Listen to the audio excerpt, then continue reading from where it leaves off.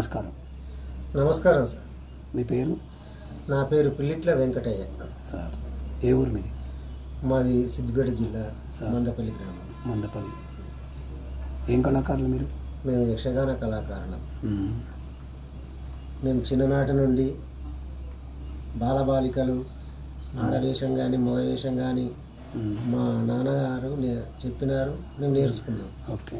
అప్పటి నుండి మీ పిల్లలకు కూడా నేర్పుతున్నారా? మా పిల్లలకు కూడా కొంతమంది. మీకు టీం ఉందా? ఉన్నది సార్.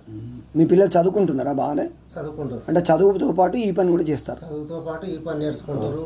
తబలా అంటే జీవన విధానంలో భాగం కాబట్టి, వృత్తి కళాకారులు కాబట్టి ఇదే.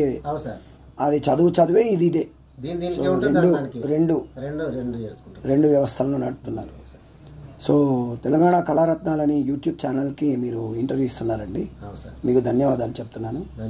మీరు ఇంకా మంచి ప్రోగ్రామ్స్ చేసి వృద్ధులకు రావాలని కోరుకుంటూ, మీరు ఎక్కడెక్కడ ప్రోగ్రామ్స్ చేశారు సార్? మన రాష్ట్రంలో అన్ని జిల్లాలలో చేసినాము. మన ఆంధ్ర కూడా వెళ్ళినాము. తిరుపతి కానీ శ్రీకాకుళం కానీ. నేను ఈ చిందు యక్షగానం అంతరించిపోతున్నది యాక్చువల్గా. అవును సార్. ఇది అంతరించిపోకుండా ఫ్యూచర్ జనరేషన్స్ కూడా ఇది ఇంకా 50 to 100 years ఇంకా నిలబడాలి, మనగాలని చెప్పి నా చిన్న ప్రయత్నం ఇది. మీరు కూడా మీ వంతు ప్రయత్నంగా కొనసాగించండి.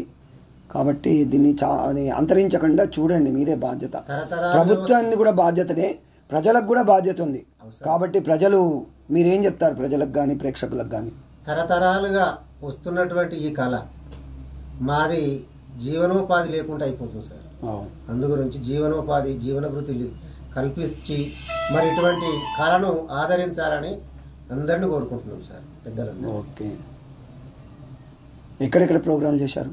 మన రాష్ట్రంలో మొత్తం చేసినాం సార్. ఓకే. మన ఆంధ్రప్రదేశ్ అన్ని చోట్ల చేశారు, ఇతర రాష్ట్రాలు కూడా చేశారు సార్. ఇంకేమైనా సూచనలు ఇస్తారా? చెప్పండి. ఇక సూచనలు అంటే ఏముంది సార్, మా బ్రతుకులే గిట్లున్నవి.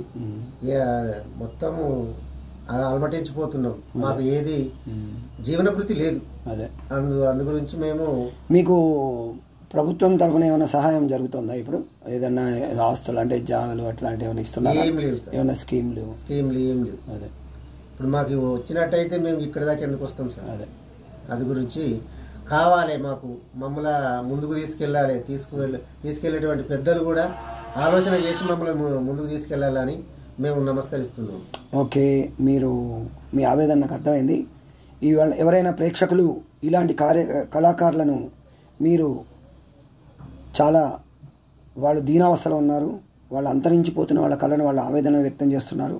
కావున ప్రేక్షకులు ఎవరైనా, వీక్షకులు ఎవరైనా పెద్దలు వీరి కళను ప్రోత్సహించి వీరికి ఇతోధికమైన సహాయం చేస్తారని నా విన్నపం.